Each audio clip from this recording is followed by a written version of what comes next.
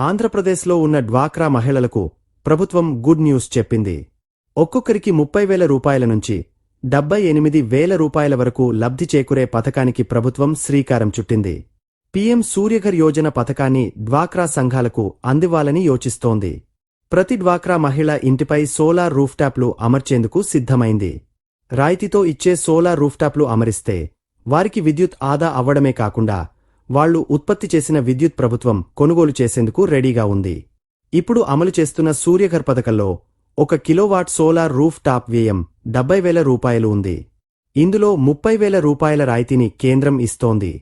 2 కిలోవాట్ల solar roof top ఏర్పాటు చేసుకోవాలంటే 1.4 లక్షల రూపాయలు ఖర్చు అవుతుంది. ఇందులో 60,000 రూపాయల వరకు కేంద్రం రాయితీ ఇస్తోంది. 3 కిలోవాట్ల సామర్థ్యమున్న రూఫ్టాప్లను ఏర్పాటు చేసుకోవాలంటే 1.95 లక్షల రూపాయలు ఖర్చు పెట్టాలి. దీనికి కేంద్రం నుంచి 78,000 రూపాయలు రాయితీ వస్తుంది. కేంద్రం చెప్పిన రూల్స్ ప్రకారం డ్వాక్రా మహిళా సంఘాలను చైతన్యపరిచి వారి ఇళ్లపై ఈ సోలార్ రూఫ్టాప్లు ఏర్పాటుకు సిద్ధమైంది. ఆయా మహిళ ఇంటి సామర్థ్యం, వారు వినియోగించే విద్యుత్ వినియోగం ఆధారంగా వారికి ఎంత ఏ సామర్థ్యం రూఫ్టాప్ పెట్టాలో నిర్ణయిస్తారు. అనంతరం వారికి ప్రభుత్వమే నేరుగా రూఫ్టాప్లు ఇచ్చి వారిని ప్రోత్సహిస్తుంది. ముందుగా దరఖాస్తు చేసుకున్న వారికి ప్రాధాన్యత ఇస్తుంది. పీఎం సూర్యఘర్ యోజన పథకం కింద లబ్ధిదారు వాటా 10% పోను, మిగతా మొత్తాన్ని 7% వడ్డీపై బ్యాంకులు రుణాలు కూడా ఇస్తాయి. ఈ అప్పును సెర్ప్ అధికారులు అందిస్తారు.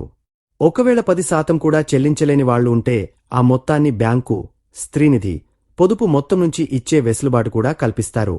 డ్వాక్రా మహిళలంతా ఈ అవకాశాన్ని వినియోగించుకోవాలని అధికారులు సూచిస్తున్నారు.